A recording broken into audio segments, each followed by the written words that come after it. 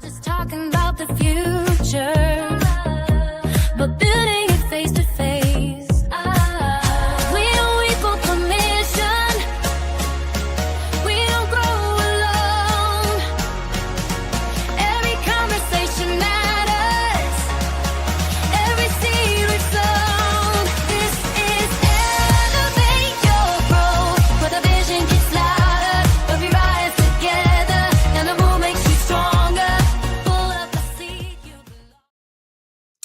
belong. Hello, and welcome to the Leadership Lab. How is everyone doing? How is everyone doing? So I'm going to pop over here, give me just a second, just some grace so that I can tag everybody, get everybody in the room so that we can learn together and so that we can open up the floor for questions. So today our focus is the art of audience alignment, okay? This is how to help you find your people, attract the right audience for your vision. Okay? So let's get into it. So here is the core engine of attraction. Attracting the people that you want to serve. Okay? So if your vision is unclear, then your audience becomes unclear. You first have to talk, you have to get clear, you have to articulate, you have to position your brand and your offer with clarity. We talk about this all the time because it's so important. It is the foundation of how it is that we serve, right? So your audience is a direct, undeniable reflection of what you believe, what you stand for, what you tolerate, what you teach, and what is consistently communicated. So a common misconception about social media is that our social media is for us. Our social media is essentially a tool. It's an engine. It is a means to be able to serve and position ourselves with authority, aka the go-to expert in your industry. So start to utilize your social media to start to form and create and build your audience based off your positioning and who it is that you're attracting. And who it is that we want to be attracting are those people that we can serve, are those people that are our client and customer base. Okay? So the audience, it is built around the very core at it, the very center of what it should be and what we're actively working towards. For the ones of us who haven't mastered this yet, it needs the vision of your business, of how you serve, of how you show up in the corporate world. It has to be the core of everything that you do on social media. The vision. Okay?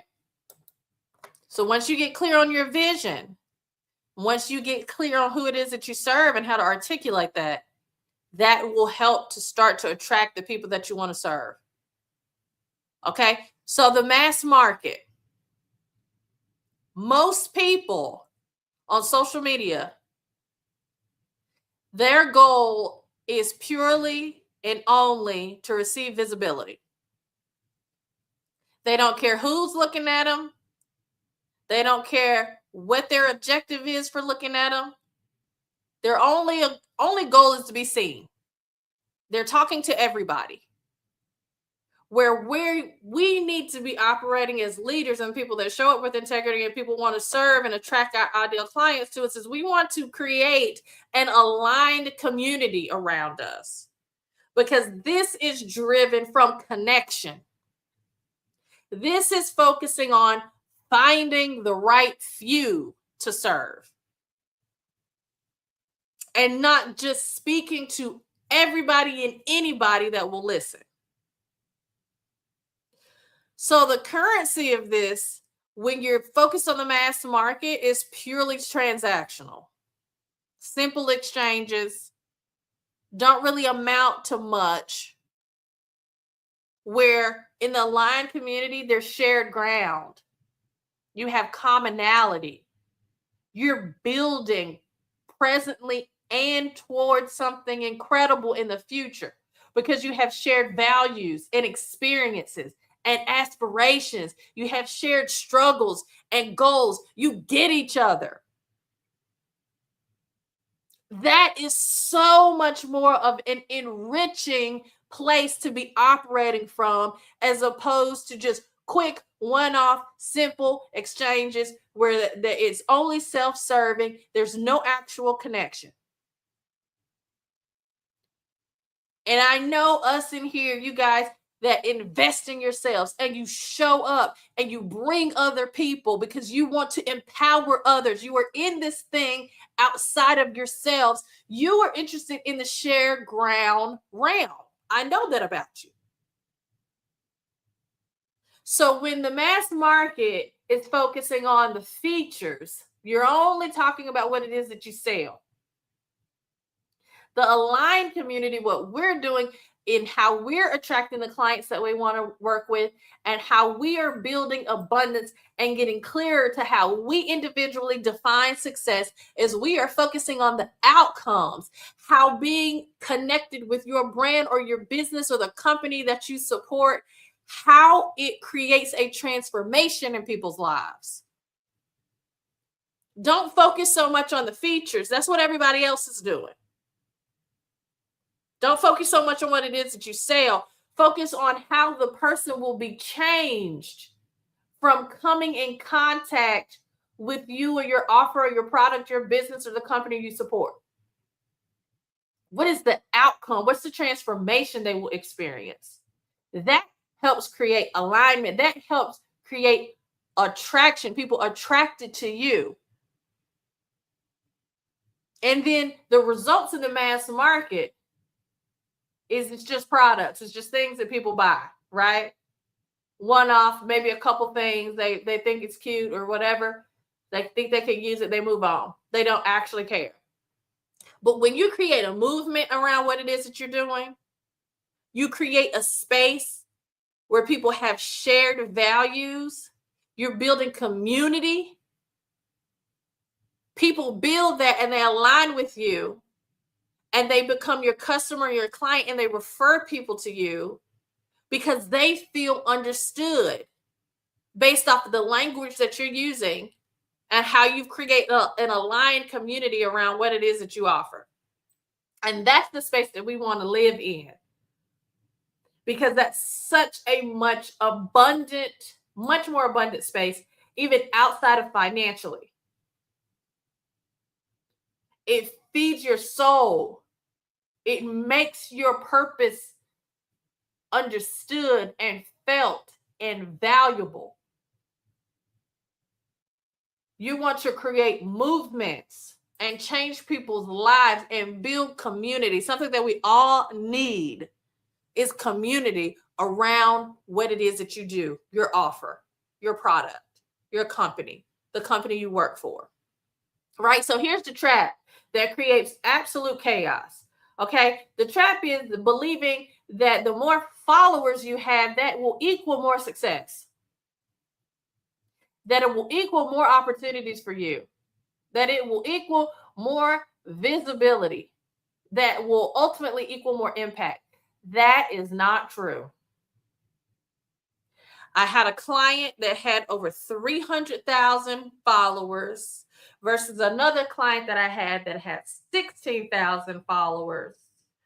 And the 300,000 follower count client who didn't connect with their offer, didn't connect with their audience, didn't show any vulnerability, shared no stories. It was just only about the talent and what it was that they had to offer.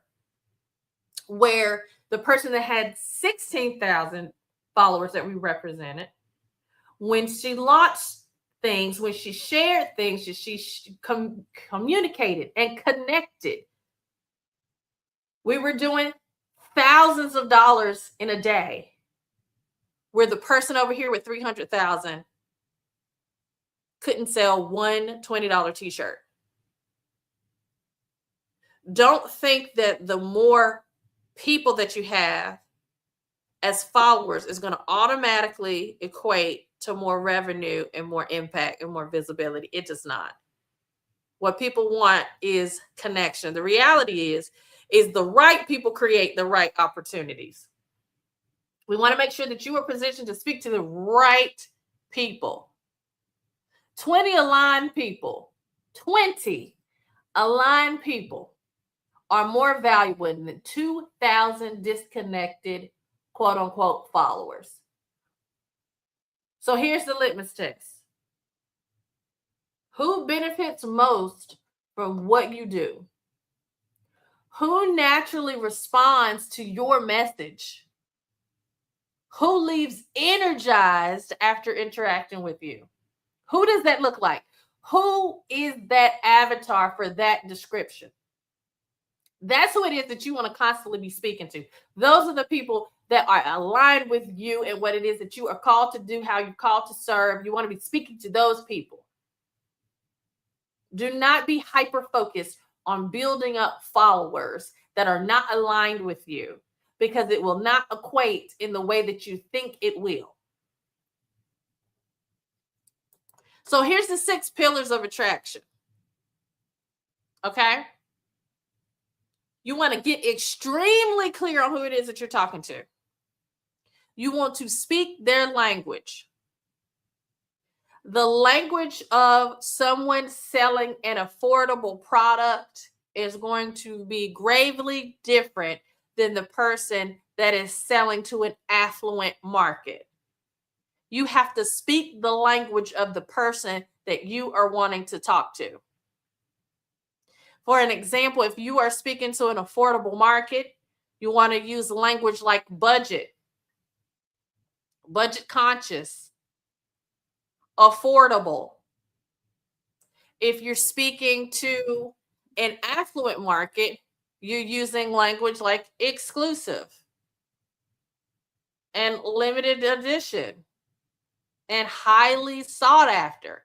You're going to use different language. So first, look up who it is, the target market in terms of socioeconomically even, so that you're speaking to the people that you want to attract. And tell stories. Telling stories and being vulnerable and sharing why it is that you do what it is that you do will convert quicker than any stats or numbers or logistical things that you can rattle off, because people connect with stories. Storytelling is the highest form of conversions. The highest form of servitude is using your lived experiences to connect with somebody else so that you could possibly serve them and offer them a transformation in the area of your expertise. You have to tell stories. Show up consistently. We have to show up even when we're not motivated to show up. We have to show up even when there's other things that are chaotic going on in our lives. We have to show up consistently, because people are looking at you, they're looking at your brand, they're looking at the company that you work for, and they are evaluating whether, if this is an area that you care deeply about and you took your time to want to build, and you aren't showing up for yourself on a daily basis, why would this person show up for me on a daily basis? Is going to be the internal dialogue of the person that you want to serve. Okay? Create gathering places. Create a place where your ideal client, the people that you want to serve, can meet. Create a group. Do what you need to do to get the people that you want to serve in one place so that you can add value and create a safe space for them. And then what will ultimately happen is when you have all of these things cohesive and they're interwoven together, you'll start to repel the wrong people. You'll start to repel those people that don't align with you and will not be your dream client, the person that you actually want to work with, since you're not speaking their language and you have proper boundaries in place with your content. You're conveying who you work with, who you don't work with, what you tolerate, what you don't tolerate. You're framing and articulating all of these things.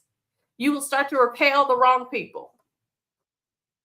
And that's what you want to do. You only want to be attracting the right people.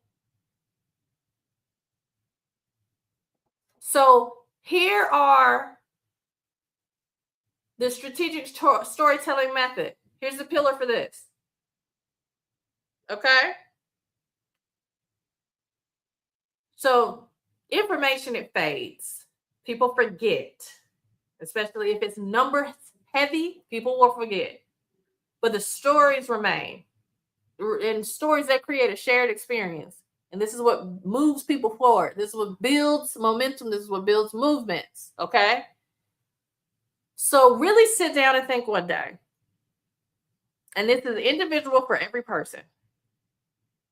The boundaries of which you have created for yourself as a professional. What do those look like? What are you willing to share? What are you not willing to share?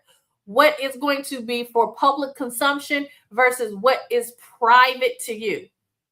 There are some areas that before I do any type of public speaking or news or radio, there's areas, there's topics, there's things that I say, I'm not comfortable discussing this. These things are private matters. I'm happy to discuss X, Y, Z because I have personal boundaries and I know what it is that I'm willing to discuss. And I know that I am a very public person, but I'm also private.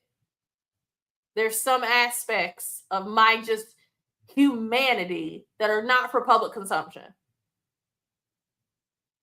So that is going to be an individual journey for you. Which of your failures are you willing to share? And which ones are you interested in framing into a story so that it connects with people? And so that you are then using your lived experience and your wisdom and interweaving it with how you serve so that you can attract your clients. So talk about your failures, your struggles, the lessons that you've learned along the way, how you've grown throughout the process, as well as your victories. Because we're not all failures in some areas. We're not all living victoriously in some areas. Our life is a beautiful tapestry, is a beautiful combination of both. And how we connect with people and how we connect with our people is sharing what it is that we have learned, using our wisdom to empower somebody else and to connect with them. So think about this. What experience shaped me? What obstacle did I overcome? What lesson can I share? These are things that you're going to extract from your failures, struggles, lessons, your growth, your victories. These are aspects you're extracting from them.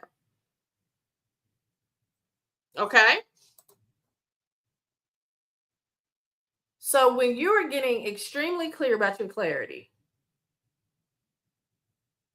want you to be super clear. Instead of saying, I help businesses, which is vague, and that's casting that wide net, right? It's casting it, it's catching everything. What you want to say instead is, I help who you help. Want to what it is you help them do so that they can, the desired outcome that you help them reach with your product, your offer, your business. Okay. So when you narrow your message down and you're speaking directly to your audience, you will start to attract more people. So here's an example of it.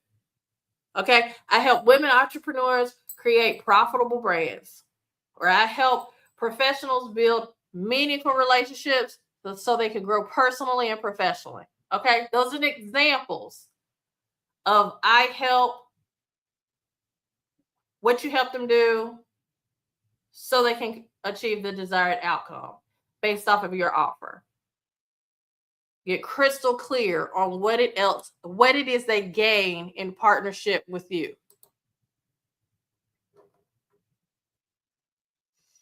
So here is the trust cycle. Here's how it goes. So step 1 is the repetition. The repetition is what creates familiarity. When you show up and you show up consistently and people see your face and they hear your stories and they know who you are, you become familiar to them. And that familiarity, it starts to help build and create and move that person towards trust. Because the consumer market is not how it used to be. We're not just trusting logos anymore.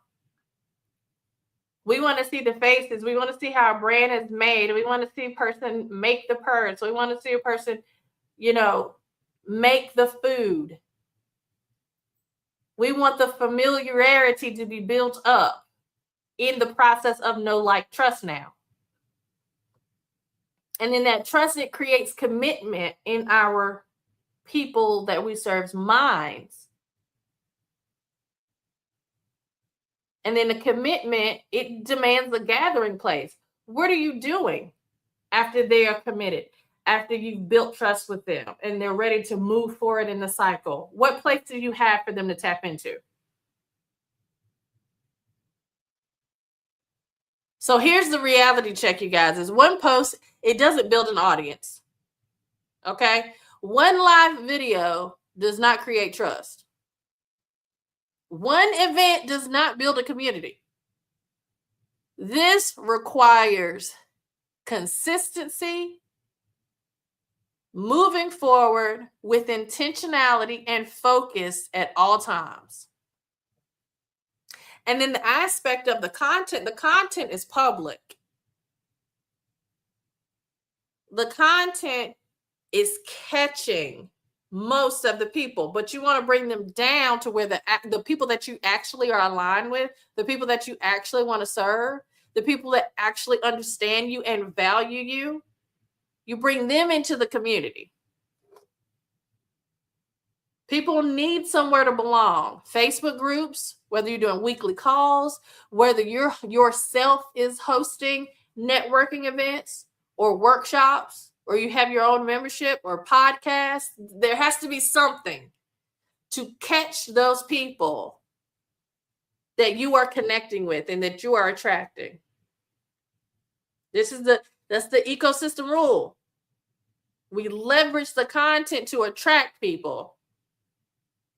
Okay, but then it's the community that retains those people so that you can continue to serve in an intentional way. Okay.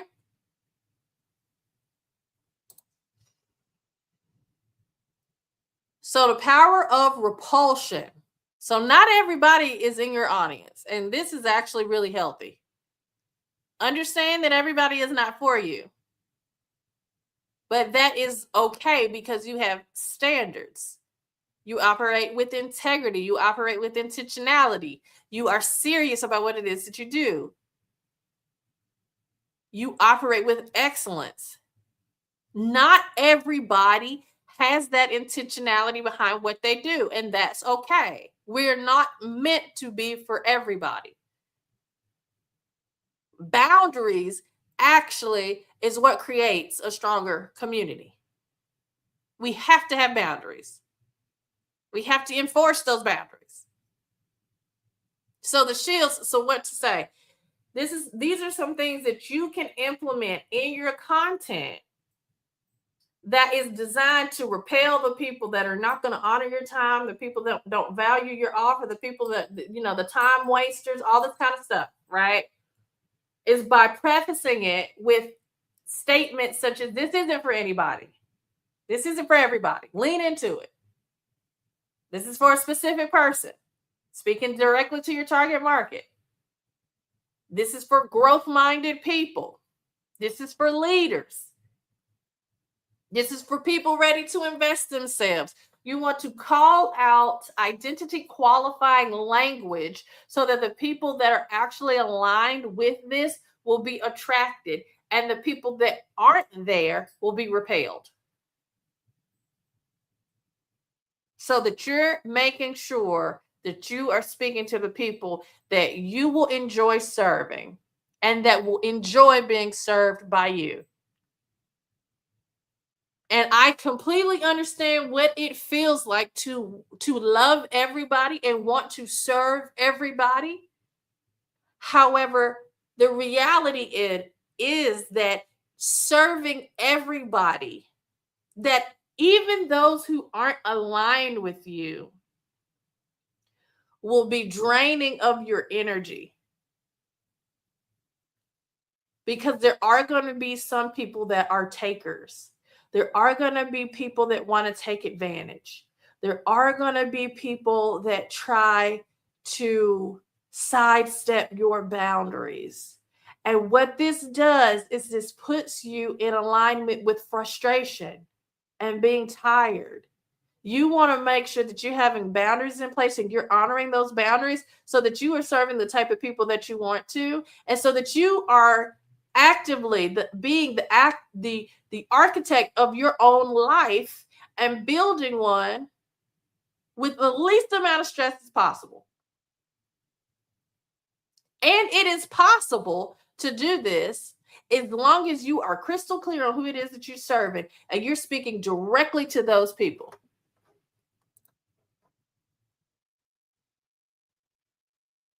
Okay, so here's how you unlock the audience's trust. So before people join you, they're silently evaluating things about you. They're silently evaluating your social media. They're silently evaluating you in person.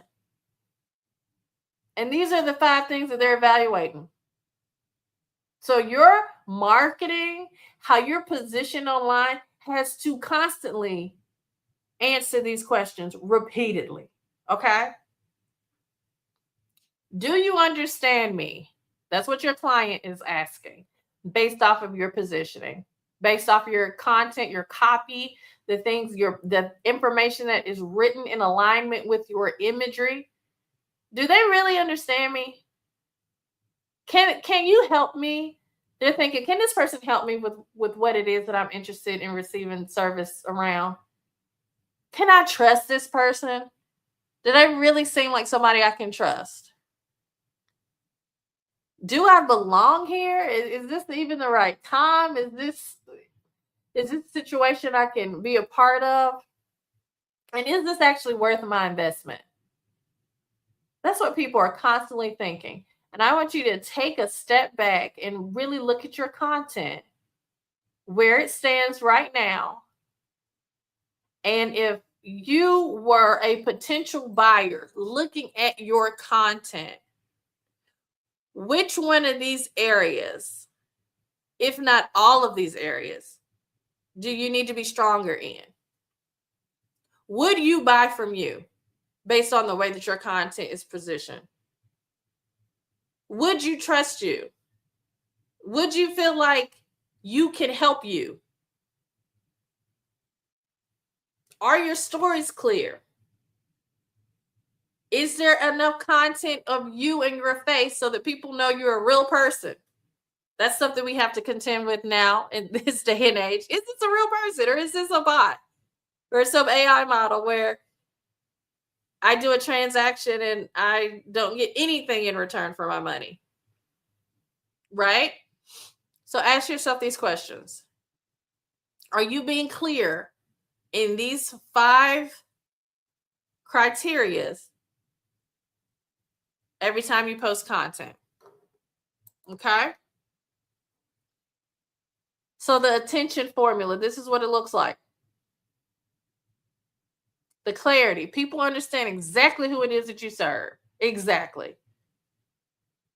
When people look at your content, when people read your copy, when people look at your website, they know, oh, that's definitely me. This person is serving me. Yes. The community. People find a distinct place of belonging. Have you built a community around your business or your company or your offer or your brand or the company that you support?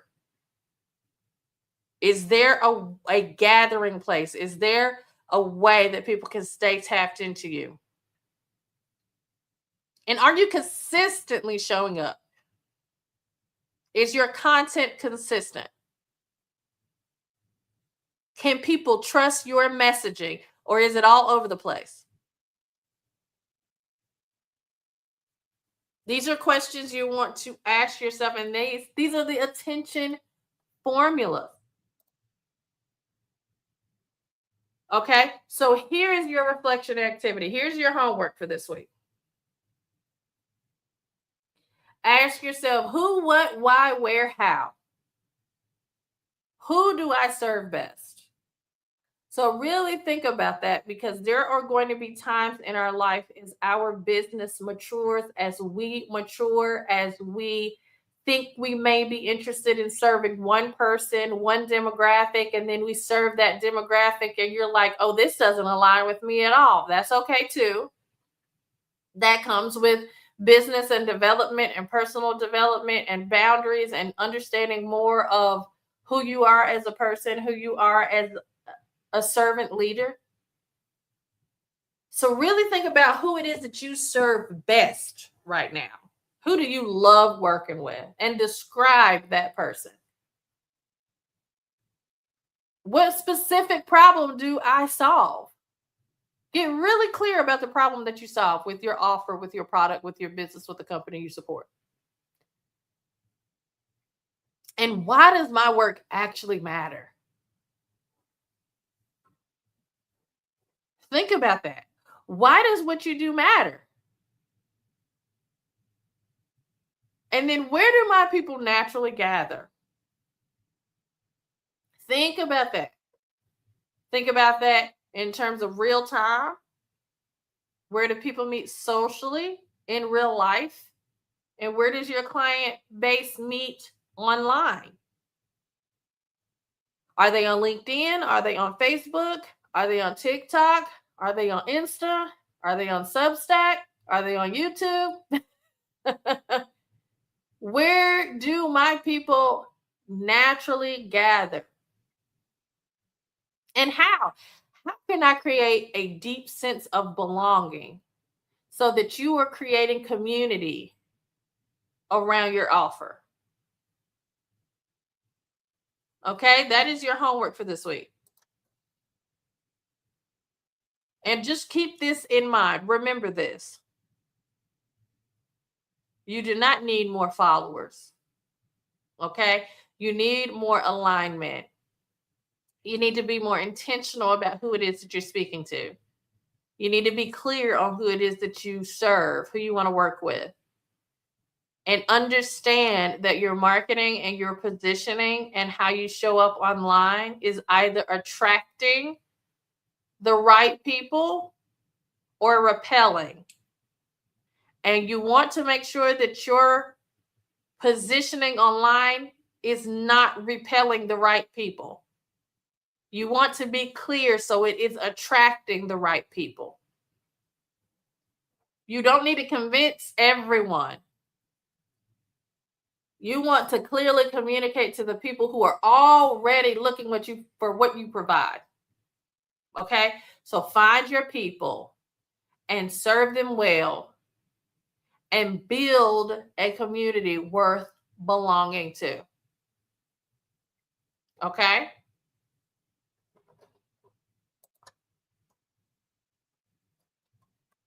You have got this. You've got this. So, are there any questions at all? This is the time for our Q&A. Let me put that. Please, if you have any questions now, actually, I'm going to do that.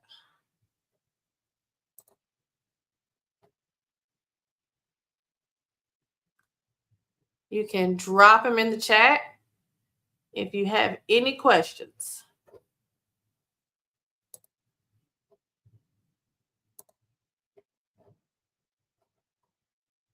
I will wait a few minutes, a few seconds actually, to see if anybody has any questions.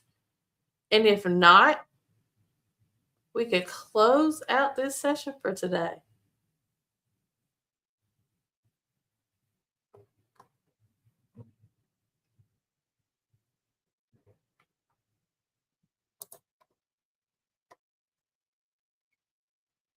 Just waiting for some questions to come in for our Q&A.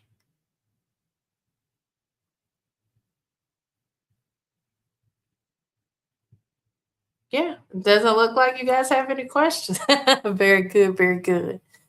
So make sure you do your work. Make sure you get clear on who it is that you're serving so that you can start to show up with your marketing, with how you communicate your values so that you can start to attract people to you. Okay. This is not about chasing.